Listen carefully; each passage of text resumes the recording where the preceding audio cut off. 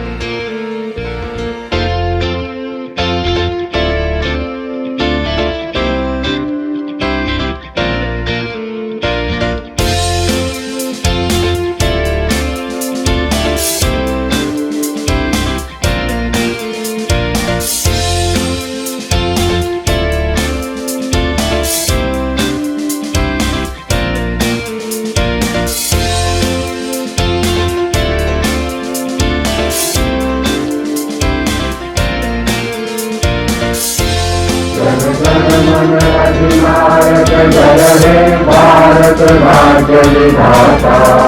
पंजाब सिंधु गुजरात मराठा द्राविड़ उत्कल गंगा, विंध्य हिमाचल यमुना गंगा उत्कल जलधि तरंगा।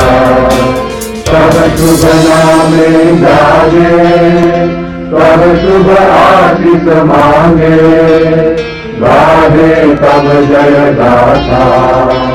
जन गण मंगल दायक जय हे भारत भाग्य विधाता। जय हे जय हे जय हे जय जय जय जय हे।